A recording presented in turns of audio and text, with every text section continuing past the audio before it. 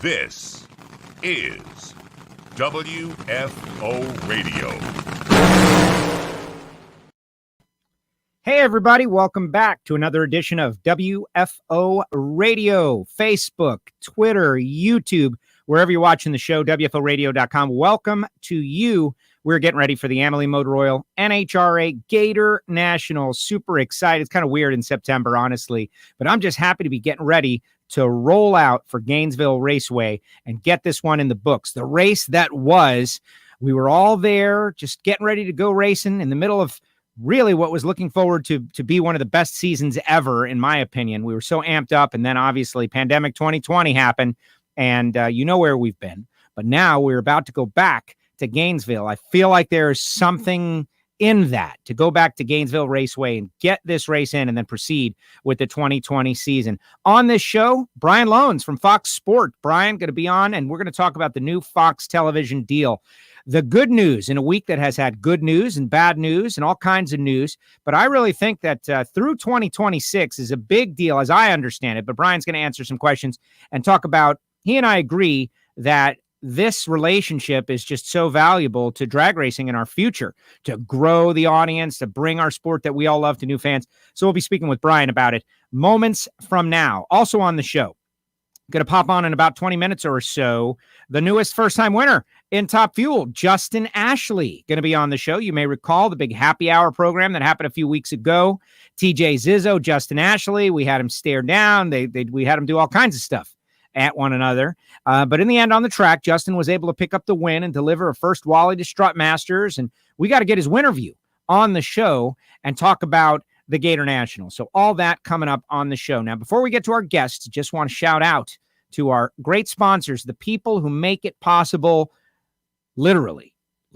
People like Frank Hawley's Drag Racing School, the Dragster Adventure up there, Gainesville Raceway. They travel around. You want to learn to drive an alcohol funny car? Guess where you're going?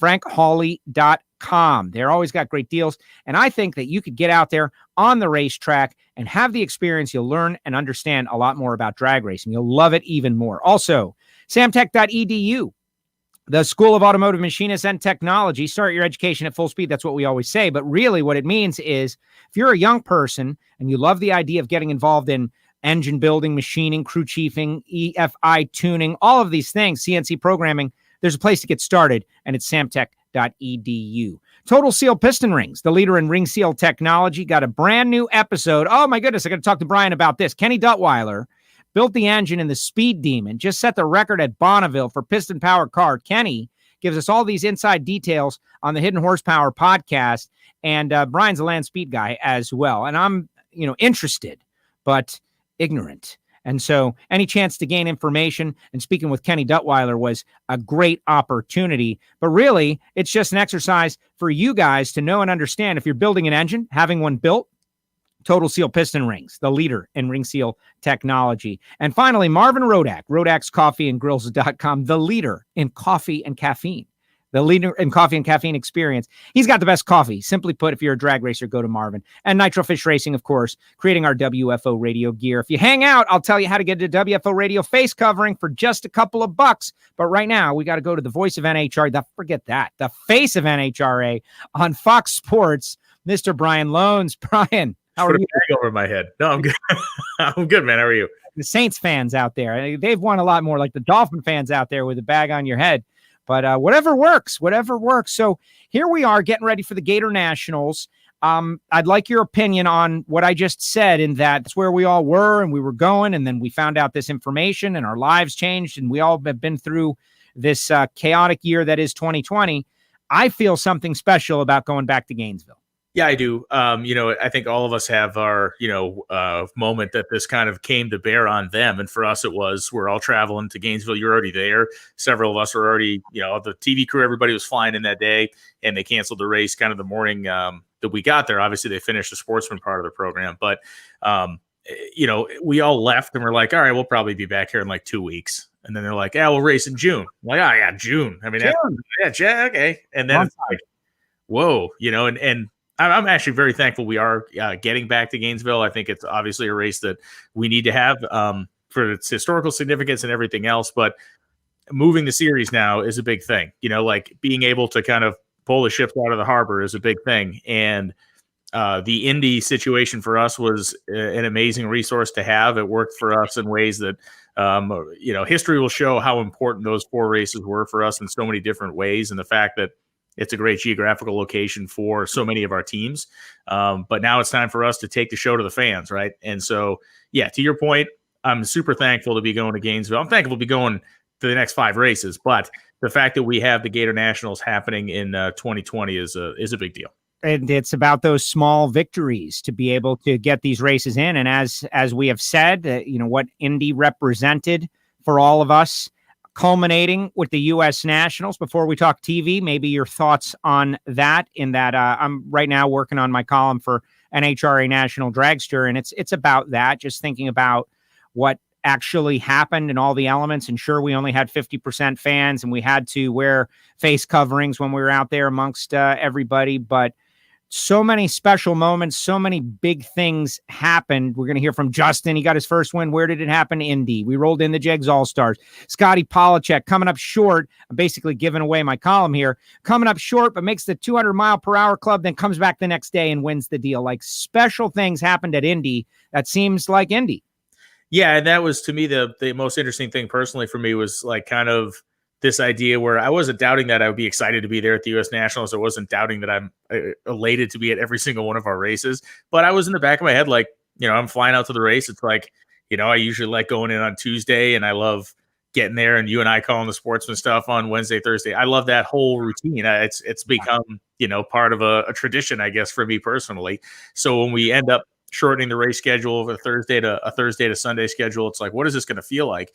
At the end of the day, it felt exactly like the U.S. Nationals. It felt like very long days. It felt like intense competition. It felt like all of us were chewing on gravel rocks by the time we were done with our voices. And that's the way it should be. We were beat down and ragged. The races were beat down and ragged.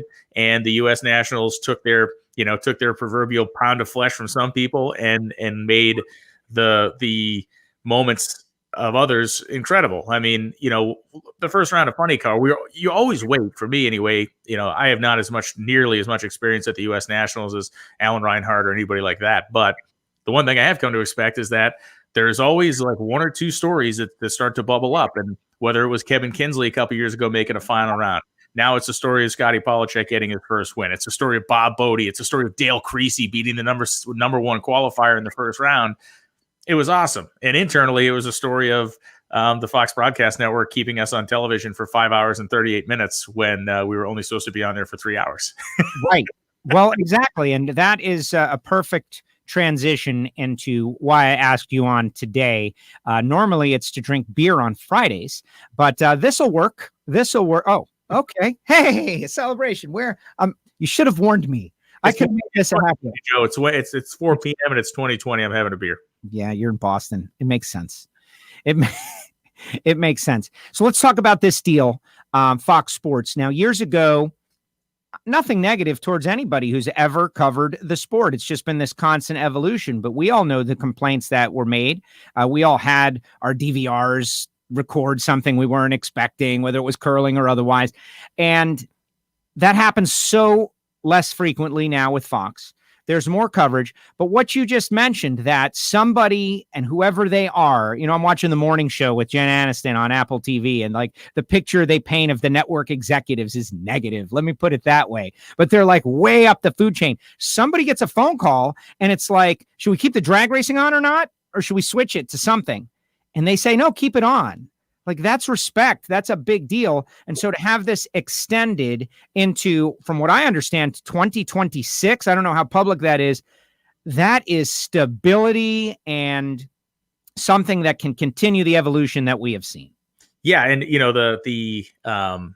so the inside, I'll give you, if you don't mind I'll go into a little inside baseball as to the whole Sunday situation at the U.S. Nationals and kind of the emotional sine wave we were on. So we were on from 11 to 1 p.m. on FS1, and that was the first round. And then we picked it up. It was supposed to be from 1 to 4. And then we were going to, obviously finish the race out. So the first 2 hours we did on FS1 were awesome. Like, it was one of these things where if you've ever played a sport, even if you've ever had a good day at gym class in high school and you're like, things are clicking, your brain's working, nobody's dropping any passes, if you're whatever, everything was perfect. And we finished that first 2 hours, and it was like we had like a little, I don't want to say minute or 2 minute break before we would go live on the Fox Broadcast Network. And it was like, Steve comes over, what we call the all call, so we can talk to everybody. He's like, guys, that was killer. Like, we're off to a great start. Like, let's just carry the momentum through the end of the day.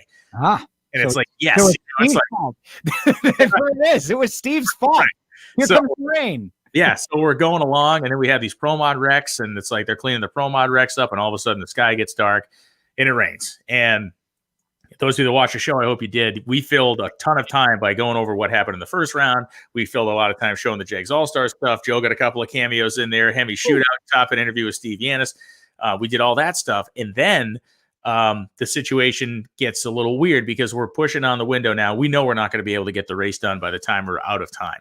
So we start to get some notification that, hey, probably going to end up back on FS1, because that's just what they're going to do. They're going to free up the space. It's like, okay.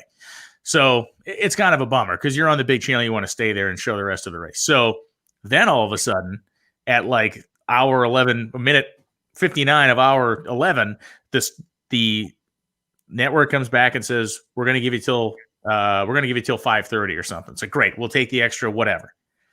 Now we're coming up on 5:30 and we're not even close. We still got we got like the kind of the finals to run. And they came back and said they're going to leave us on all the way through it. And it was really awesome because you really do this because you're like, yeah, oh. And the thing that we bumped, we're always the bumper. We find that to be the bump E was a documentary on Tua.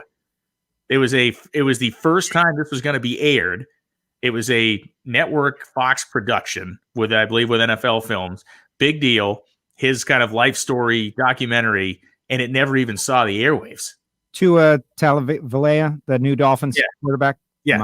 My Miami Dolphins quarterback. And so, it was a vote of, it was an amazing vote of confidence and an amazing vote of not even confidence. It was like, they're like, yeah, these guys believe in us. It's great. And we were able to show the whole race in its entirety. So I only tell that story because it is a precursor to what this deal is, which it's really tough to put into words how significant a couple of these elements in this deal are. One, the term is correct. Your information is correct there. It is set to run through the 2026 season. So you have 5 years of stability.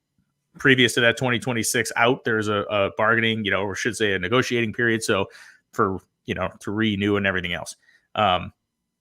Doubling the network races is incredible. Right. A third of the season. A third of the season is on the big network. That's huge. In the landscape of American motorsports now, there's nobody else other than the NASCAR top level series that has as much network television time as us now.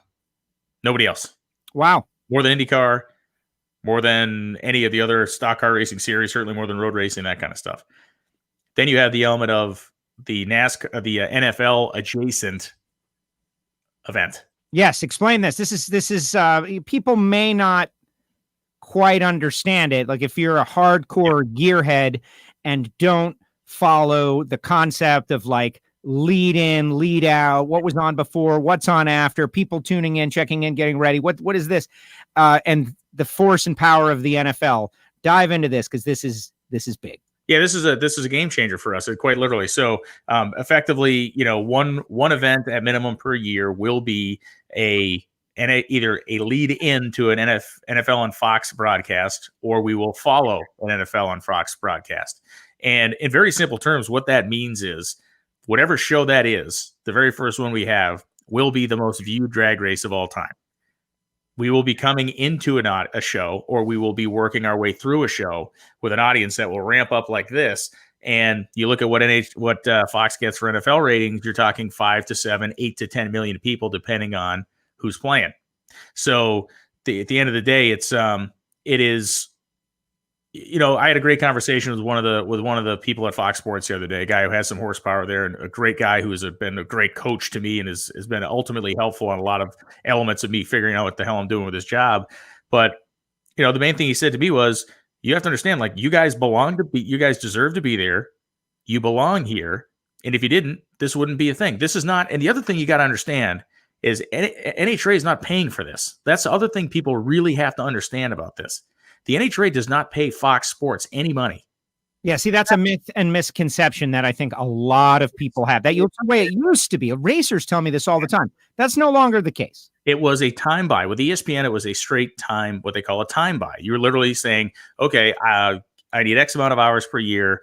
Here's what I will pay you for. Where will they end up? And that's what you do. You buy the time. This is not that. This is an actual, and nor has it ever been with Fox.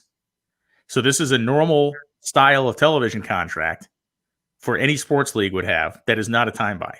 And maybe beyond anything else, take away this fact from this conversation is that this is a television network, a sizable, the big four. This is one of the big four that is looking at NHRA drag racing as a very viable growth sports live property.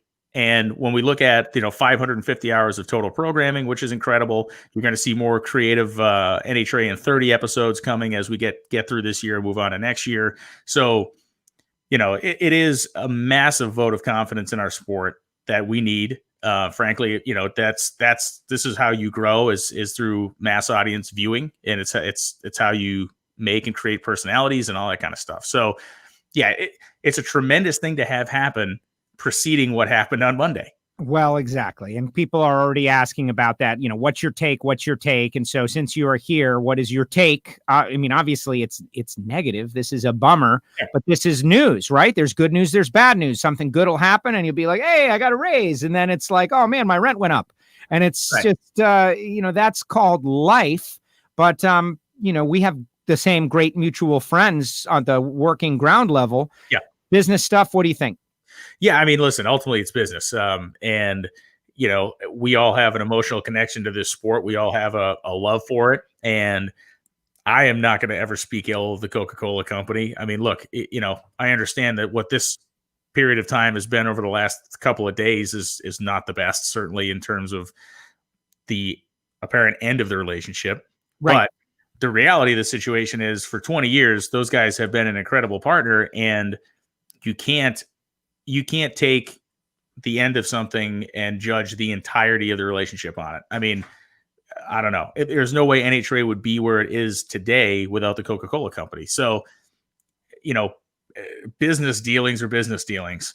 I know from, conversations I've had and communications I've had with the folks that we have relationships with, it's like, damn, it really is. It's like, damn, these are situations and decisions made well over the heads of ours. But hey, listen, the Fox television contract, like I said, is nothing but a giant vote of confidence and a giant affirmation of what the first contract was. You don't sign an expanded contract with somebody for 5 years if you don't believe in what they're doing.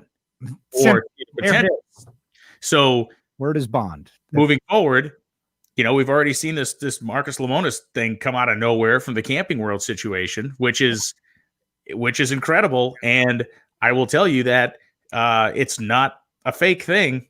It is there. I'm not in the room, but this is not something that was just a tweet that he was drunk and forgot he sent. I mean, this is all in the room. They're negotiating on Twitter. How crazy is that? Like, hey, this, and then there was a response, and then there was a response, and they're going back and forth. Well, I need data acquisition. People were texting me yesterday saying, well, is this a setup? And it's like, I'm telling you right now, Rob Hedrick, who is an incredible resource for NHRA, he's a producer. He does all the award-winning, multi-time Emmy award-winning Rod. He was making, he made that video on the spot, like the camping video. Yes. Like this stuff was getting made real time. He was making some of the GIFs.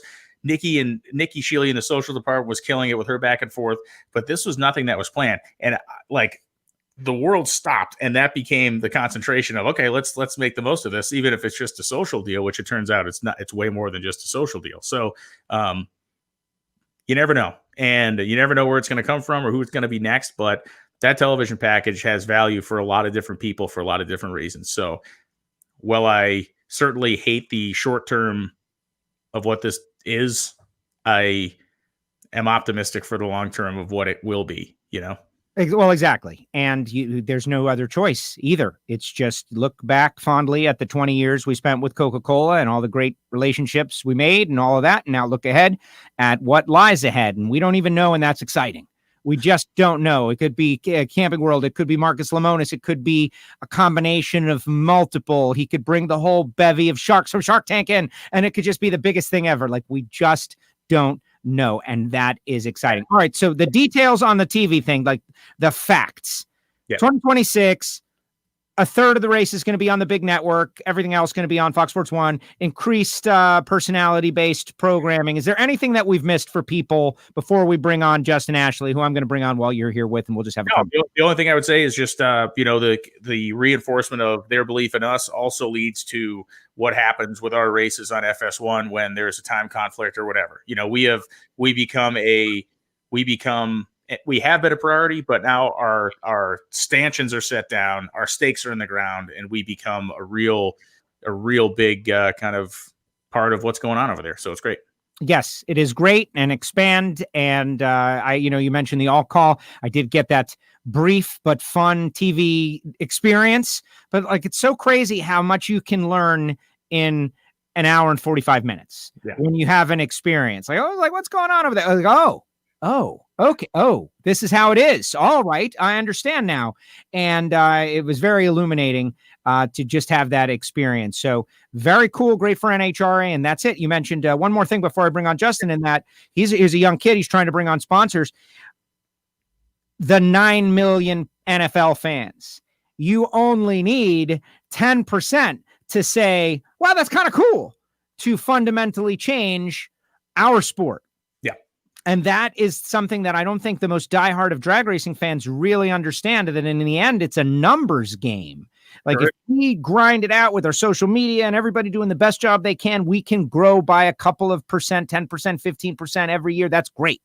But when you put yourself in front of 10 million people, 9 million people, and say, wow, these cars go 300 miles per hour, and look at them explode, and look at these young, diverse racers, and look at what they're doing. You can pull 10%, and all of a sudden that's 900,000 people, which is, in the neighborhood of what we've got now. Yeah, we're going to see, honestly, who knows what the after effect is, but I can tell you the immediate effect is going to be, audience numbers, the likes of which the NHRA has never in its history seen. Boom goes the dynamite. All right, let's bring on our first time winner in the Mellow Yellow Series Top Fuel category. He joined us on the show. He's drives for Strut Masters. Justin, I didn't tell you Brian Lohnes was going to be on. I hope you're okay. I hope you can handle it. But congratulations. You got your first win. You set out to do it. Great reaction times. And how does it feel? Thank you. I appreciate it. I didn't know Brian was going to be on, so it might be a little bit of a tough act to follow or kind of go in conjunction with, but I'm going to try and do my best here. Do you have a beer? Do you have beer on you? Oh, I do not. Should I have brought one? No. And you had I known, next time I need some advance notice, I'll come prepared. Me too. Brian snuck in happy hour on us. I'm a trained professional. That's what it is. Good though, Brian. Like, did you guys have a happy hour on WFO this week? Yes, we did. We just didn't plan for it. So, Justin, the last time you were on was on the Happy Hour show with Zizzo. We had a good time. Like, you guys brought down the house. Everybody loved it. I got so many positive feedback stories at the U.S. Nationals. You ran your final round. He went lean. You won your first race. You're delivering the Wally to Chip. I know that was a big deal. Just kind of walk me through that whole experience. Yeah, that was an awesome experience. The wait was so long. It was like nothing we'd ever experienced before. So, no matter what the result is, I think at the end of the day, we were going to be kind of relieved that we can kind of put it behind us and move forward and start focusing on the next race, which was the U.S. Nationals, the biggest race of the year. But what a great opportunity it was for our team. And, somebody like Chip Lofton, he's been with us since day one. We came out as a rookie team. I was a rookie driver, and we had high expectations for ourselves, but he stood by us from day one through the ups and the downs. And just being able to kind of deliver that Wally directly to him after the win meant a lot to me personally and meant a lot to our team. Tremendous. Now, you guys made a bet, you and TJ, on the show, pizza for the team, the whole deal. Did that happen? Break it down. Did you guys get to enjoy? Is that coming in the future? Did he welch? What happened? That's right. There is no welching when you make a bet on WFO Radio Happy Hour. Good. Thank goodness. So this is just the way it is. It's something we got to do. We agreed that we're going to do it in St. Louis. So TJ to be in St. Louis, we'll be in St. Louis. He'll come over and bring us pizza. I think probably an hour after the final round, he was at our pit going around with a pad and a pen, taking individual pizza orders.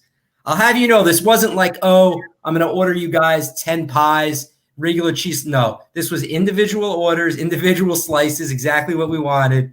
So we're excited. We're excited about it being in St. Louis. That is great. And, you know, I can only hope that everyone will honor the honor, right? That they will have honor. And obviously, Zizzo has got honor in abundance, and you guys will enjoy pizza. I certainly hope to be there. That is up in the air at the moment, but my goodness, great that we were able to organize that here on WFO.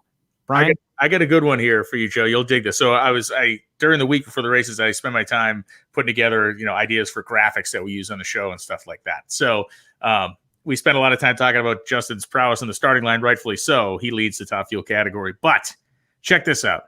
So Justin's reaction time average in eliminations is a 40 so far this season, which places him as the 7th reaction time average leader in pro stock. Wow. How is that? Incredible. Right? Insanity. Awesome.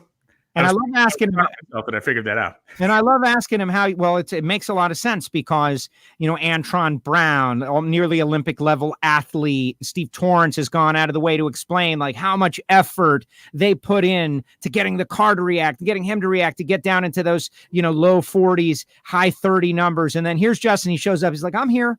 And ripping off amazing reaction times. And you ask him and he's just like, yeah, you know. Listen, I wish I had a better answer. I wish I could come on here and tell you, oh, it's because I move my hands this way, or I put my visor down only halfway instead of the whole way, you know, but I think it's just a combination of a bunch of different things. First of all, we have a really good car that's running really well. So that's part one.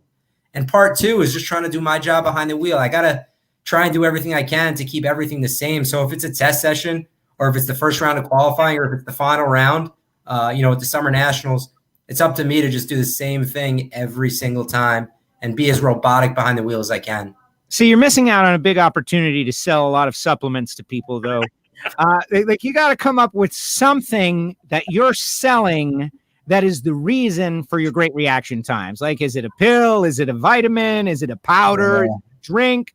I don't care. It doesn't matter. This is your big opportunity, Justin, to make some passive income for this team. So you know what we can do is actually, it's a good idea. We can start selling the WFO radio stickers for drivers, and we can tell them that that's what it is. Is your dad a superstitious kind of guy? Because he came over to me and he said that the second that they put the WFO sticker on the car, that things started to come around. Now, that's not what I'm saying. That's what he told me. You tell me what's going on over there with this. Well, I mean, it's true, right? The proof is in the pudding. What am I going to do? The WFO sticker's on the car and we start winning rounds. I'm just saying, you know, things happen, and I'm not a superstitious guy, but, you know, the proof in the pudding is tough to argue. Hard to deny. Brian? I will say one of the things that I truly enjoy is the fact that your Manscaped sponsorship has brought out Tony Pedregon's sense of humor, which is he has a great sense of humor, and oftentimes he doesn't display it as much, but he took ample opportunity over the course of the weekend to work Manscaped in so many different ways. So it's a brilliant sponsorship package you have there, because Tony has now turned into he is like the Jerry Seinfeld of working Manscaped, and that was pretty smooth, not Manscaped smooth, but he was just rolling him out, man. It was awesome. That's right, and I appreciate that. Thank you both for talking about Manscaped on the broadcast. That was awesome. Great news. Yeah, it's awesome. Yeah, I'm going to have to deliver one to you and Tony personally. Just make sure the package is still wrapped. All right? Yeah, exactly. The package is still wrapped, exactly. And I've been prohibited from doing any live demonstrations, so we'll leave that out also. But I'll give it to you guys to use on your own time. That makes sense. That makes a lot of sense. That is a very good thing. All right, so let's fast forward to the U.S. Nationals, because you took part in one of the rounds that I think is maybe the most memorable. Certainly, everybody loves to see a barn burner with great runs, candles lit to the stripe. But people love pedal fests, and this was one for the ages, and maybe your most severe, wicked situation in your young Top Fuel driving career. Take me through that, because it was fun to watch. What was it like to be in the cockpit? Yeah, that was wild. That was the first time I ever got into any kind of pedal fest in Top Fuel, and it was an exciting one. If we weren't going to win the round, I am glad that we were able to put on a show for the fans. I couldn't believe it. I turned the corner, and the guys from Safety Safari were there clapping. And I was like, what is going on? And I think everyone just enjoyed it. We kind of put on a little bit of a show. And, as soon as I put the throttle down, the thing just went up in smoke. And I tried to do the very best I can to just kind of let it calm down, but still give us an opportunity to win. And kind of looking back at that run and studying that run, there's definitely a few things that I've learned from and that I could implement moving forward. And I think Sean did an awesome job. That just shows you the kind of experience that he has. He really got that car to settle down and calm down and figure out a way to work through the finish line as quickly as possible. So just a fun one. Glad it was good for the fans. Caught me by surprise a little bit. And, just good for seat time. All that stuff is good for seat time and experience, and I'll learn from it moving forward. Yeah. How do you learn that lesson without going through it? It's impossible. Exactly. So what's the lesson? You want to share that? Like with the reaction time? Is there a supplement involved in that too? A Pedal Fest supplement? Yeah. No, it's just patience, right? I hear it's crazy patience in a chaotic, horrific situation where everything in your mind is telling you want to go, but you can't and you have to wait. Is that accurate? Yeah, that's absolutely accurate. I think most of it is patience. It's all going to be really about what you're feeling. At that point, it's just a feel thing. And you just really, I think that the thing that I take the most out of it is probably just, like you said, to be patient and wait for the car to settle down a little bit. Sometimes it'll feel like it's settled down, but it may not have got all the way there yet. So just be patient, give it some time to settle down, and then you'll get going. Very interesting. Brian, what do you think of all this? That run, for instance, your call of that run, it surprised Justin. What about you? You're getting ready for this amazing, epic thing, and then all of a sudden, you're thrown something that I know you're excited to call.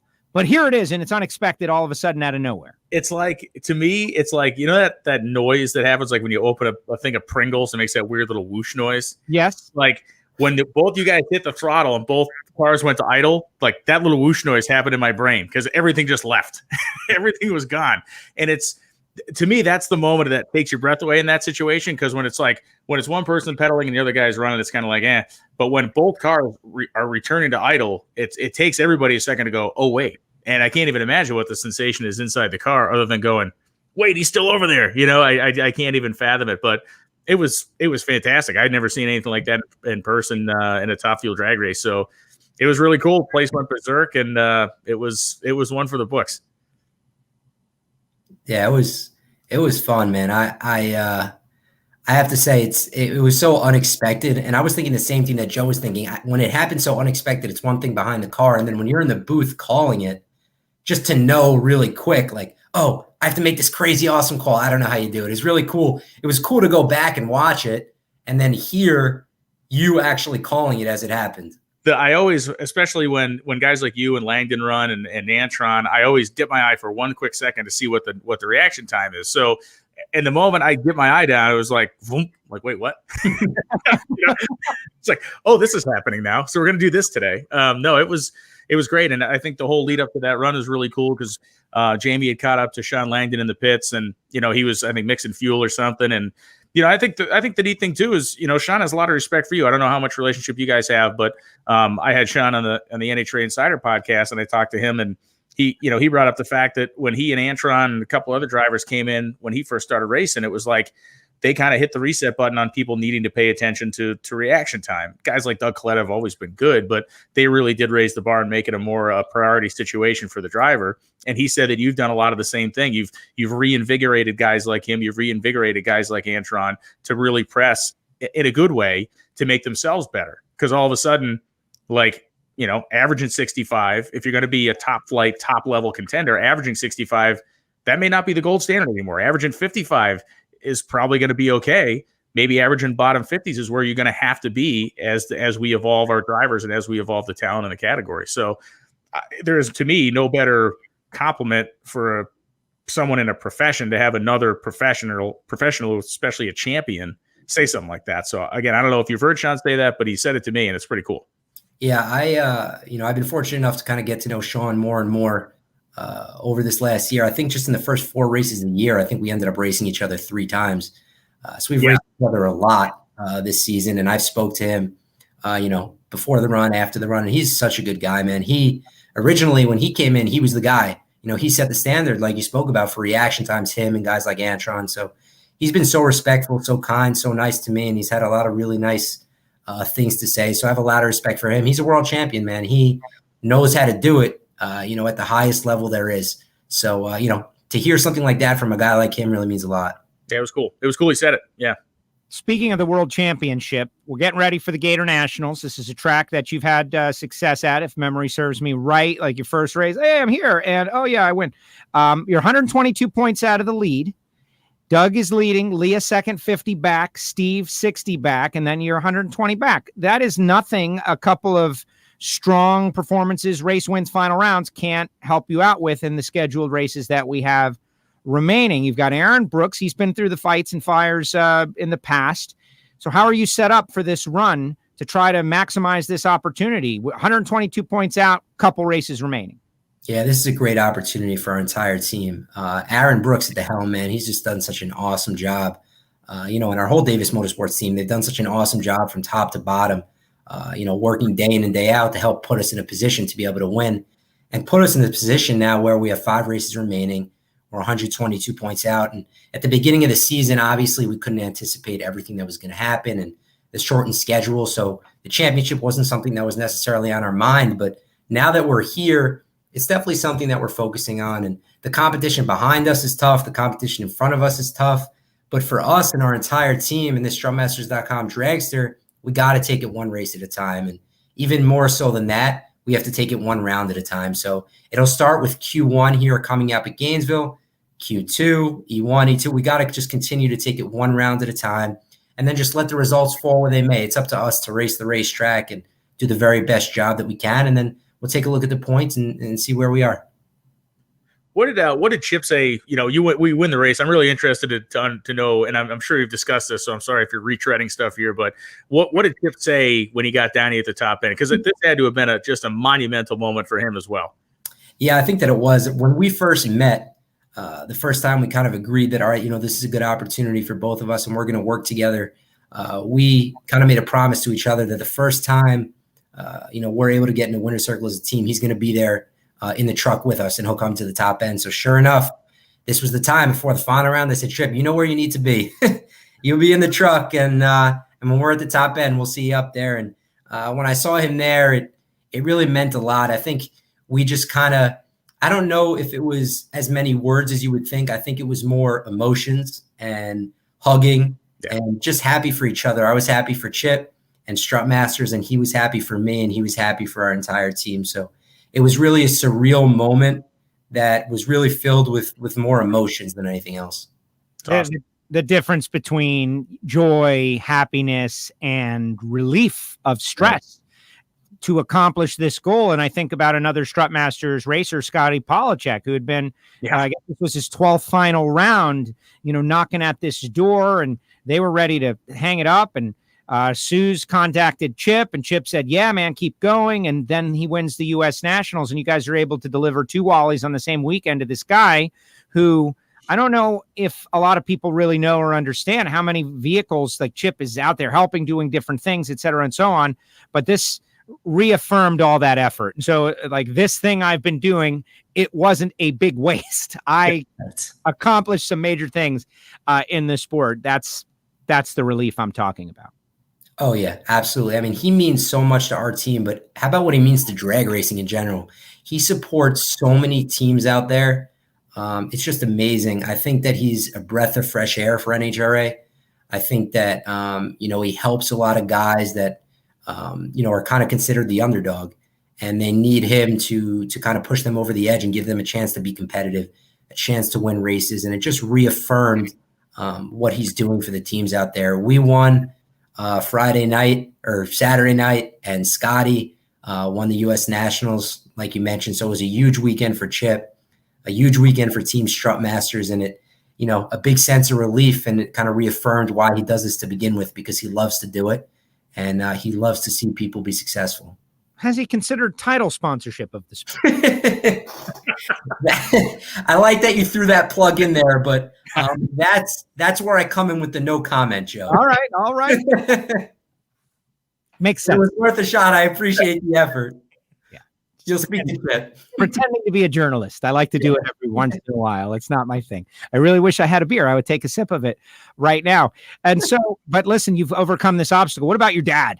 Let's talk about your dad. And I got a shot here that you sent of you and your dad. At least I think that's what it is. It's in the darkness. No, it's not. That's TJ. That's it is. Where's the picture of you and your dad, man? I don't know. I may have not included it in there. Well, there you go. He's in the photo right there. Yeah. Like, look at you guys. Like, this is a happy team. There's Chip, obviously. You and TJ. And what are you holding there? It is the Weed Whacker. That's Manscaped Weed Whacker. He needs it. He does need it. He does need it. He does need it. We'll trim him up. No, well, you know that. Nose. There it is. Yeah. That's all you need to know. Anybody. You should have never sent me. I love that picture. I don't, but I keep it as a weapon. I keep it as a weapon. It's cool because you normally never see Luigi without Mario with him. So when you see Luigi by himself like that, it's great. There it is. There it is. Justin, great job as usual. Brian, hang out, but we really appreciate you coming on WFO Radio, your first, winter view in the NHRA, but I know it's not going to be your last, and you're building this team. It's pretty amazing when all these other organizations say, wow, what are they doing? They're doing it so well, bringing on partnerships, representing those relationships, and having success on the racetrack, not just in terms of performance, elapsed time in miles per hour, but as a driver in terms of reaction time. You guys are the total package. It's been fun to watch. Well, I really appreciate that. Thank you so much for the kind words, Brian and Joe. Really appreciate it, guys. Just fortunate to be here. Thankful for the opportunity and really proud of our team. There you go. Justin, thank you so much. I appreciate it. Thanks, guys. There goes Justin Ashley, the most recent Top Fuel winner, new winner. And that was a big deal. Oh, huge. And honestly, what happened with the Pedal Fest with Langdon, I never root for a story unless it's like this great story, but the Justin Ashley story was on my radar as like, this would be incredible if this kid could pull off this double of a weekend. We just couldn't get the car down there against Langdon, who had so much more experience in that situation. Yeah, it is. There are times when the grizzled veteran does have a decided advantage in a situation, and that was one of them. And, to your point, what you said to him, that the thing that is so interesting to think about is that you have these drivers that have the ability, Sean Langdon, Antron, because they've done it for so long, Doug Coletta. Like when you watch those guys pedal a race car, it's like the second that the tires settle down, wham, they're at it. Yes. It's not a wild this or that. It's like they can feel that sidewall kind of reset itself, and then you see them give it the business. And maybe sometimes it doesn't work, but a lot of times it does. And they'll pedal those things so fast. It's just, it is cool. And, if you're Justin, you get nothing to hang your head about there because you did give him a run for his money. And the throttle throw is, oh yeah, these are the things that you can look at a dragster and walk the pits, but unless you put your foot on the throttle and experience a throw that is so short, which I haven't done, but I can imagine, to think about controlling that in the situation that's happening, trying to get to the win and doing it well. Yeah. That's what makes a race car driver great in the NHRA. Whereas in Formula One, we know what it takes. In IndyCar, we know what it takes. You go through the corner, lower, better, maintain more speed, exit speed, all of those things. That's what makes you a great drag racer, is the ability to control that throttle in a tough situation. Yeah, ultimately, I would love to see a day, and I do feel like it's not that far off in the future where we can have some styles of telemetry like that, especially for situations like that, to have the effectively have the throttle travel gauged, and then have our ability to review it and kind of lay those things side by side so you can actually see what the drivers are doing inside the car. Maybe not in the moment, but it's certainly over a replay or whatnot.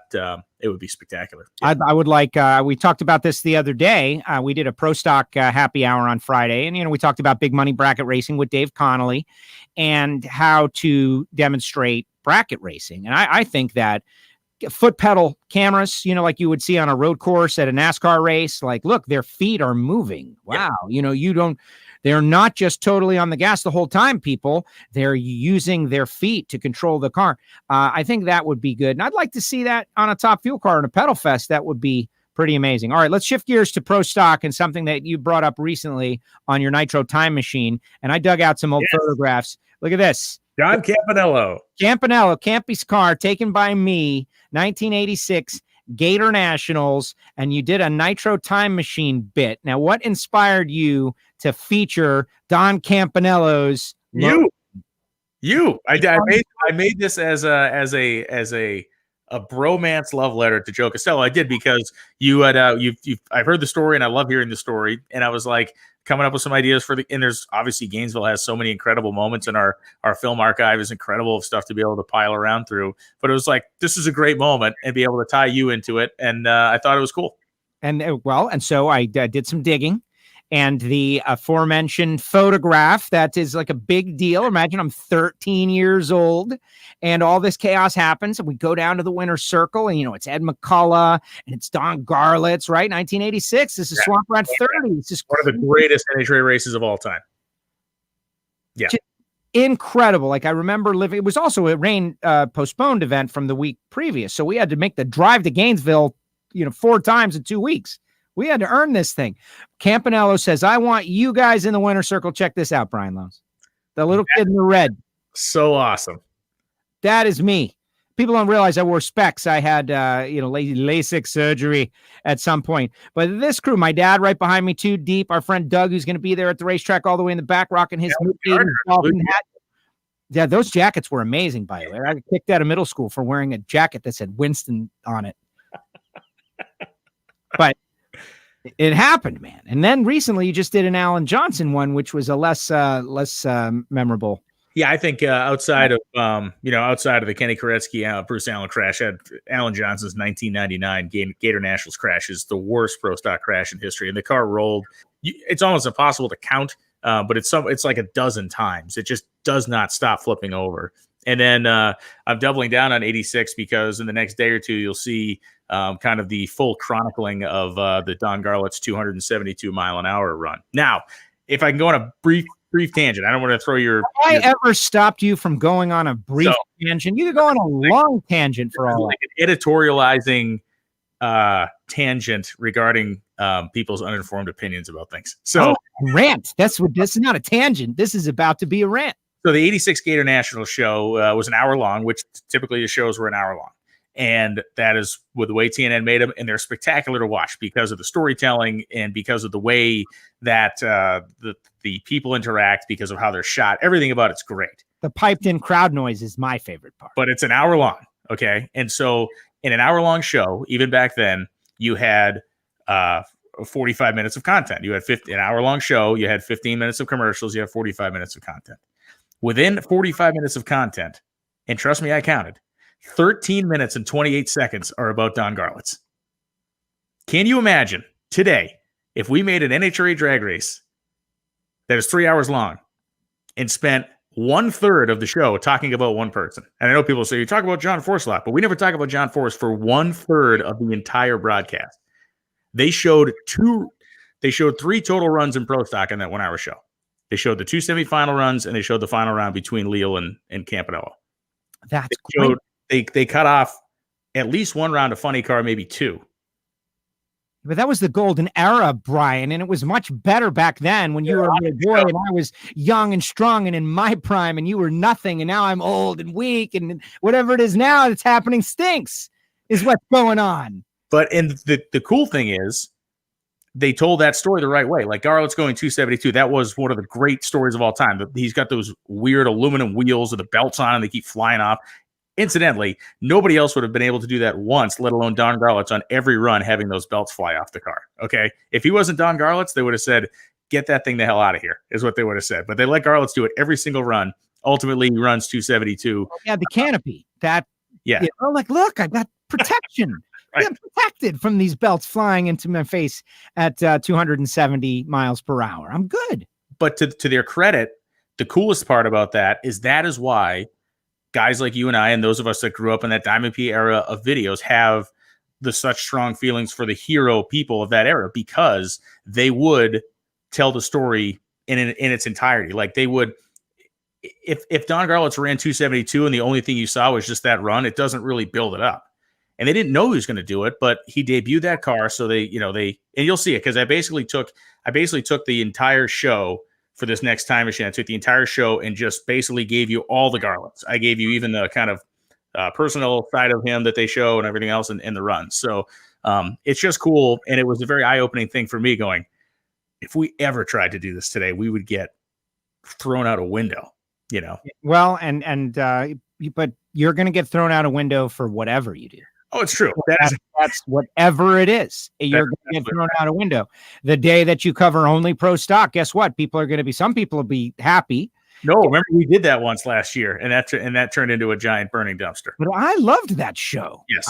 If you love pro stock, it was a great show. It's just you had to tune in at a different time, and it wasn't part of the big show, and I get it. Yeah. But I really enjoyed that show.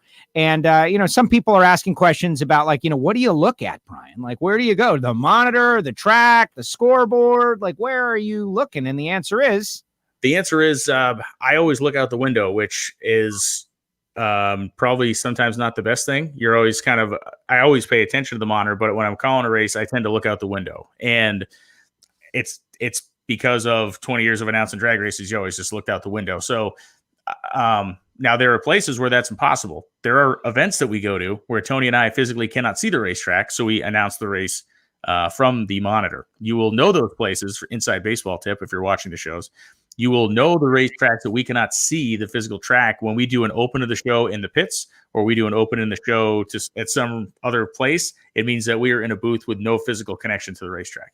Got it. I like that. Look at that. Inside base. This is Brian Lohnes reveals inside television secrets. Curtain back. Yeah. Yeah. Today on WFO. To answer that question, a lot of times, most of the time I'm looking out the window and then I'm diving down to the monitor for to set Tony up on a replay or something. Excellent. All right. Let's talk a little pro stock. I mentioned that happy hour that we did. We had Eddie, we had Dave, we had Michael Heiner. I'm looking at the point standings. I'm thinking about Erica with the lead coming off that U.S. Nationals victory, the presidential tweet. Oh my goodness. A drag racer getting recognized by the president of the United States, but also Jeg and Jason, the retirement all-stars, right at her heels. Hartford 162 back. I know they got a little bit of a chip on their shoulder, feeling like they've got things figured out now. The big engine swap from Elite to KB, everybody forgets that happened. When you look at pro stock, what do you think?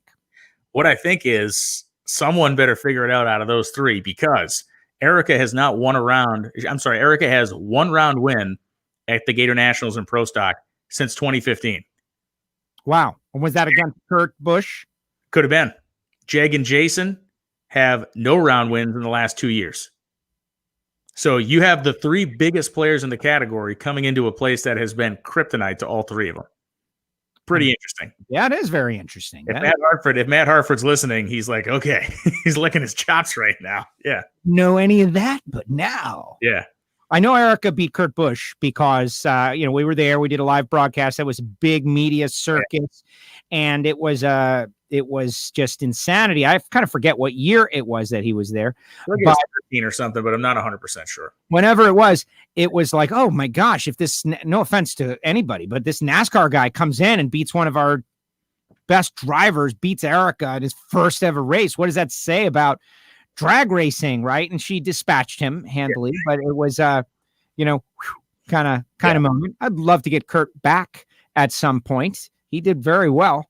Just one of the things that happens at the Gatornationals when you go every year. That's a fact. Yeah, no, it's a great race. And, I think obviously running a pro stock car and the weather we're going to see in September versus what we normally see in March is going to be very different. I think you're going to have teams looking at tune-ups from different racetracks that are normally kind of hot, swampy places. The weather, it's going to me, feel more like Houston. It's going to feel more like Baytown than a normal Gainesville race. So I live, 4.5 hours, like 400 miles south, right? And we know summer is over. Everybody jokes about South Florida. It's like eternal summer, but we know when summer is over or ending, when the humidity drops a little bit and that just wicked heat kind of comes down a little bit. So last night I was out and I was like, oh man, this could be it. Mid-September, end of September, the edge is off the heat. And it was actually comfortable and it wasn't terribly humid. Now, the weatherman says it could be tough this weekend, but that is never accurate. It's totally up in the air. I hear we're going to have a good crowd, going to have good people out there, but it is going to be one-off weather. So it's going to throw a curveball at everybody. And that's part of this. You got to figure out, you got to get ahead, and you got 2 qualifying sessions to do it. Yeah, I think, to me, in the human psychological study that is drag racing and really anything, when we look at any sort of human activity, when you do it in the same manner for a very long amount of time, or for us a long amount of time, and it's an intense activity, and then you interrupt that activity via, normally in our season, it's by putting a 4-wide race on. You see how people react to that. We know that there are people that have excelled in Indianapolis. They have thoroughly solved that racetrack in many ways through a bunch of different conditions. But now we throw that out the window.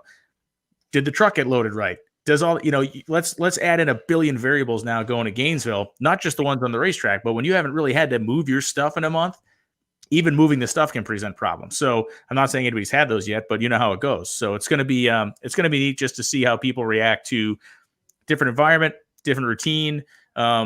It's just that interruption of the routine, I think, is what's fascinating to me. Not being in Indy for the first time in 5 races, it is definitely going to throw a curveball to a lot of people. Funny car, Beckman, Hagan, Tommy Johnson, all within 57 points. JR back there, 130 out.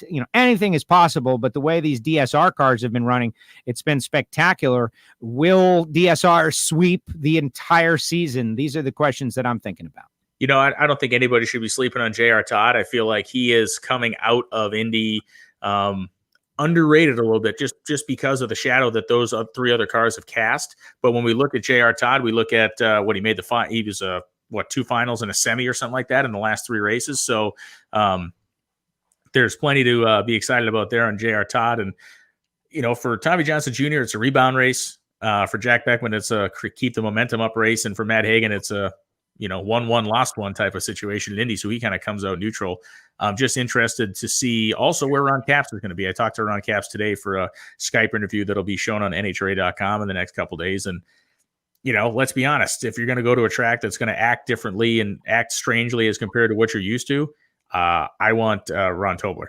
That's the guy that I want there, And Ron, I was very happy they got on the board this year, and that's big. But if something is going to be possible for them, they've got to have a good showing now. Yeah.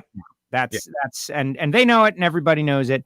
Bouncing around a little bit, we did mention Garlits. We did talk Top Fuel with Justin Ashley, but now I want to put those 2 things together with the Steve Torrance Garlits machine that is going to run this weekend. That maybe one of the, so many things we missed out on that was going to be great. Garlits is going to be there, from what I understand. Yep. They're going to run the car. We've all seen the car on social. It's a mind freak to see this swamp rat car out there. Steve's in a championship fight with all this extra stuff. Doug Coletta, the emotional pick prior to the season and all that. Leah right in there looking for her, best, greatest career accolade, Top Fuel world champion. And Justin, of course, Billy, etc. Give me your thoughts. Yeah, I don't see Doug Coletta on the defensive yet. I don't want to see him on the defensive. I still feel like they're racing aggressively, and that's what they're going to need to do to maintain a lead, especially when you got Richard Hogan and Todd Okahara trying to chase you down and yoke you down. But Leah's in, like, to use the old the old trucking term there, she's in the rocking chair, right? Leah's in this spot almost like in the draft where I think she's being talked over. I think we're talking about Doug and we're talking about Steve, but we're not talking about Leah. And if I am Leah, I feel like that's a great place to be, because go ahead. You guys go ahead and beat each other's brains out, and I'll be here just being consistent. And when we look at what Leah's done in her race car this year, she is driving, I would say, the best we've seen her in a consistency manner in years. You start to, because I see them all during making the show, like top end interviews, you can start to see people's kind of ticks, and you can start to see people's emotional state. You can kind of tell if somebody's gone through their mouthpiece and they're annoyed or they're over the top.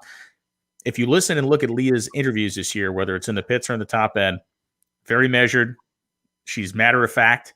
She's kind of to the point on a lot of things.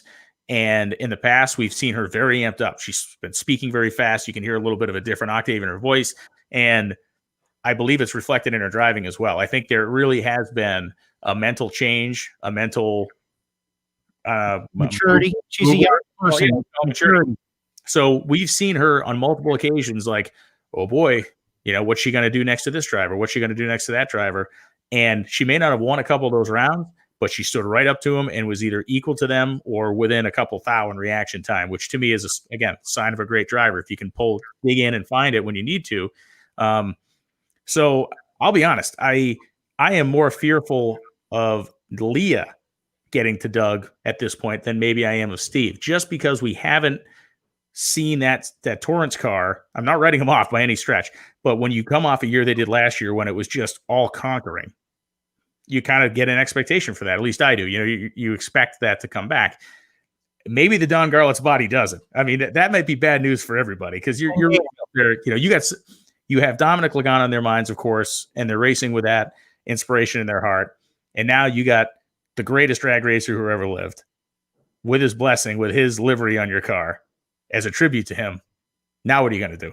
Right. You got to deliver. Well, you would hope, and if not for the lack of trying. And I think about that team, and they thrived. Like, why were they successful? And it's because of the whole exercise was this amazing, fun family circumstance happening. And so, of course, they're still going through a very tough time. And we encourage people to go to Nitrofish, get the Lagana Strong shirts and all of that stuff, or wherever you can get them, GoFundMe, etc. The Nitro Ninja body in Indy, like the weight, it was great, but like the weight of trying to make that thing happen, man, when you want it so badly, sometimes it doesn't work out. The Garlits thing might be a little lighter. Yeah. A little more pure fun. Seeing Garlits, I don't want to call him the old man, but like seeing Garlits out there, like this guy, there's Garlits right there, and he's seeing a swamp rat. Like, what is that going to be like? Not for them only, but for everybody. It's going to be really spectacular. I think that could be. Yeah. Look, one of Steve Torrance's hallmarks is the fact he's got swagger, and I like that. I like the fact he's got swagger. I like the fact that when he feels like he needs to have a chip on his shoulder, he does. And it's one of the reasons why I think he's a very fun guy to watch race, and one of the reasons that I certainly respect him as a competitor in the NHRA. I respect what he's built with his family in that operation, and it just feels kind of right that he's got that body on the car, and that thing is so insanely detailed. Like even the tachometer, Garlits used to run a tachometer on top of the body, almost like the Pontiac TikTok tack. It kind of looks like it's sitting there, and they even have that included with the proper kind of stripes and stars wrapping on it. So they went all out on that thing, and it had slipped my mind that they had done it and that we never got to see it because the race got put off. And so when I saw the tweet about, it's time to do this again, I thought, oh, this is even cooler. But yeah, I mean, I'm under the impression it's paint. Oh, it's actual real paint. Oh my God. That's even better. It's paint. I recall Bobby or Dominic telling me that it's paint and that they're going to donate the body like after it's over. That was at least the plan. I will double check. But yeah, crazy stuff. All right, real quick, just Pro Stock Motorcycle. We talked about Scotty. Scotty's also the points leader, man, and now he has broken through. And I know Angie she's 30 points out. They've had not enough sample size to really spread out the field, which is going to be good for us who want to watch. First time in Pro Stock history, we've had 8 winners in 8 races. Never happened before. We look at a guy like Eddie Krawick, who has not won in seemingly this century. I think we come out of Gainesville 9 for 9 with winners. I think Krawick is due. I see that happening. And I think we're talking about Scotty Polachek at the very last race running for the championship. I mean, we look at the horsepower that bike has. He's been a number 1 qualifier. He has set low ET, and I think twice he has set top speed of the meet somewhere. So he's got all the pieces together, and that gorilla that was on his back is gone. And he is racing I think he probably feels like he's racing with house money right now, and I hope he does, because that's the feeling you need to have, I think, to make a championship run in that class. The monkey, it left John Force. It went over to Scotty. The monkey that John Force is always talking about, man. That monkey was on his back. Listen, that monkey ran away from John Force because it just got tired of being with John Force. Like, you know what? Hey, listen, I got enough of this. I got other places to be. It's not as much fun as it used to be. It's not as much fun holding this guy down. I'll tell you, it was just interrupt you. It was fun having him on the Indy broadcast. That interview. There's more of that, and I think they're going to be releasing. We did about half hour or 40 minutes, John and I chatting. So I think you'll end up seeing more of that interview. And honestly, it was great to see and hear him. He's exercising. He's working out. He's doing what he's got to do. It's a crazy thing, and I know it was killing him not to be there, and he is. Gotta be killing his soul. It's got I think I'm watching I'm watching the race, and it's exciting and it's fun and I'm loving it. And my mind is wandering. Like, What's John Force thinking about this right now? It's got to be killing him to not be able to race, but he made a decision that he believes is the smart thing to do for him and his business. 2021, the 70th year of NHRA drag racing. That's something I noticed in the press releases the other day. We got to get geared up for that and be ready for it. Brian, thank you very much for coming on the show.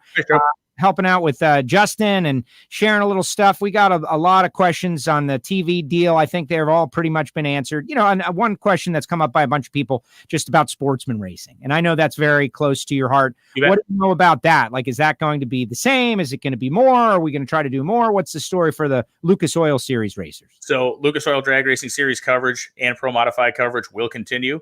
I don't know. I can't speak of any plans as far as showcasing them in a different place, but I know that coverage will continue. And, I think one of the things internally that we're looking at and talking about a lot, and this will definitely be for 21 and ahead, is these NHRA and 30 slots. We've always kind of looked at them as a way to take a race and condense it. And they obviously are very condensed races, but if someone just wants to see what happened in the highlights for 30 minutes, well, I don't think it's a missed opportunity, but we've all decided we've figured out now, with the amount of content and programming we're making remotely from each other, that we can start to get really creative with those type of shows and everything else. So what I will say is this, and I'm not committing us to anything here, but what I am saying is that what you're going to see with those NHRA and 30 slots is a variety of different styles of programming. And I know that there's been discussion already, and we've been knocking ideas around about ways for us to highlight sportsman stuff, take sportsman stuff, and use those NHRAs and 30s to just use them as a little bit of a pedestal to try to kind of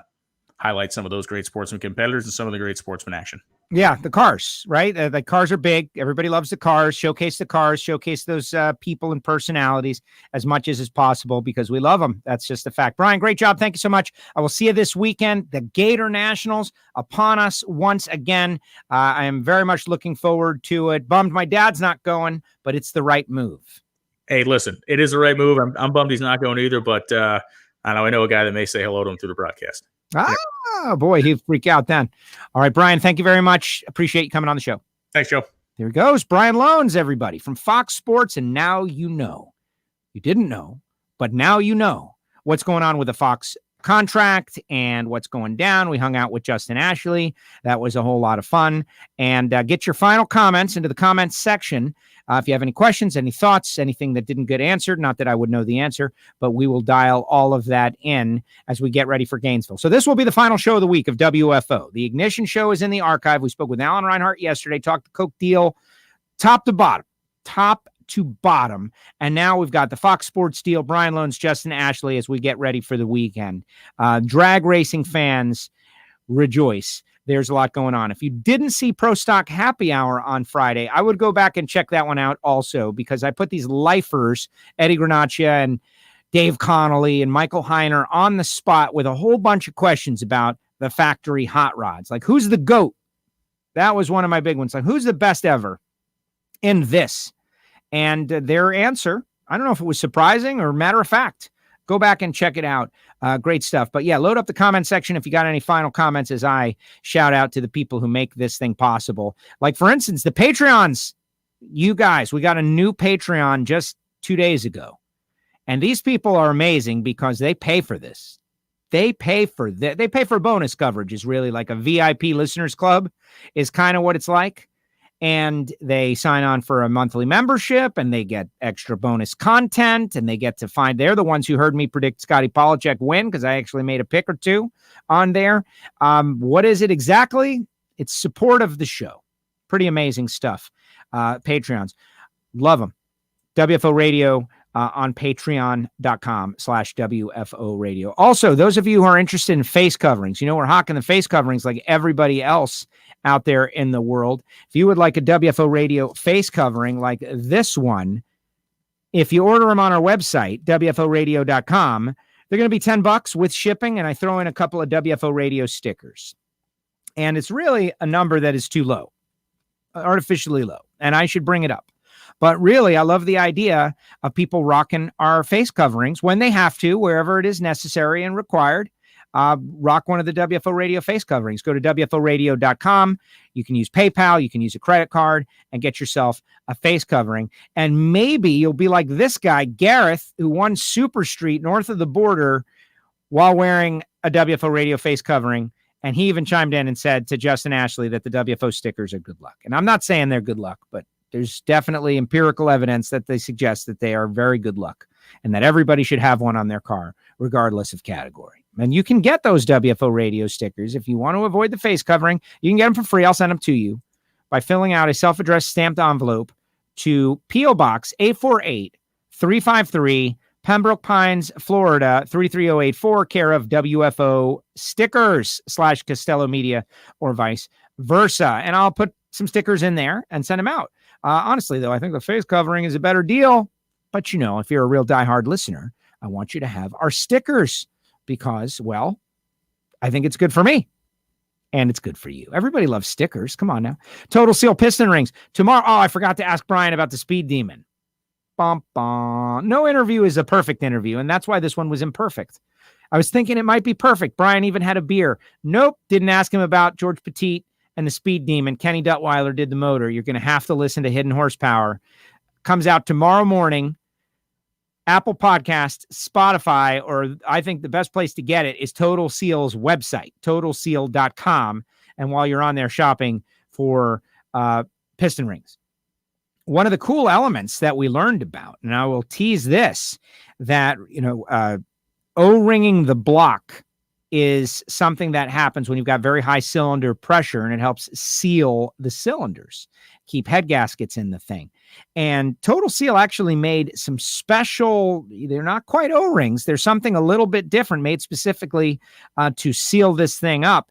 And Kenny Duttweiler talks about it with Keith Jones. I found it to be very interesting. And if you're in a situation where you've got extreme cylinder pressure, maybe this is something you're interested in as well for a one-off twin turbocharged big block Chevrolet that's going to run 470 miles per hour at the Bonneville Salt Flats. You will like it. And he gives some advice. Go to totalseal.com. That comes out tomorrow morning, bright and early, Apple Podcast. But really, if you're an engine builder, this is what amazes me.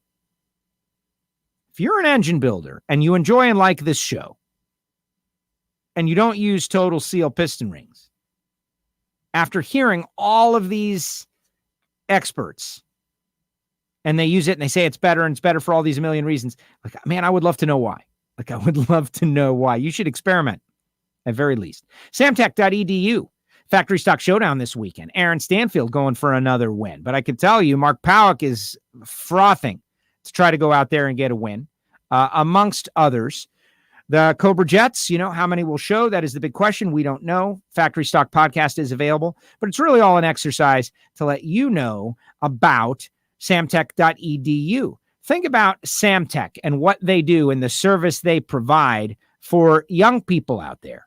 There are a lot of schools where you can learn a lot of different things, but this particular skill, engine room, machine shop, EFI, I don't want to call it a dark art because it's not, but the ability to go to a school and go to a class and learn the basics so that when you step into your first job, you feel confident.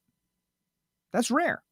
Go to samtech.edu to find out more information and tell them you heard about it on WFO. Costello annoyed you into finally doing it.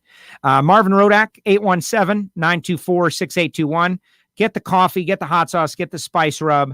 We're going to get Marvin to send me some videos to put up, just like really good barbecue, shots to get you really excited about it. But in the end, this guy's a drag racer. He supports my show. He sells good stuff. You should support him for those reasons. And Frank Hawley's Drag Racing School, ultimately the same thing. The Dragster Adventure. We show these videos all the time, and I think it's cool that you, as a regular person, can go out and get your super gas license with Frank Hawley.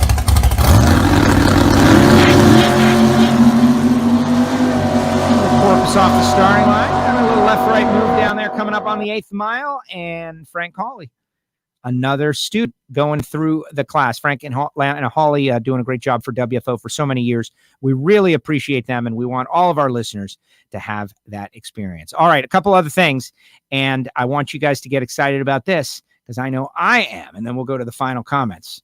Look at this. NHRA has just announced at the Gatornationals. That's right. Oh, is that going on? Is that going crazy? What's going on? Look at this.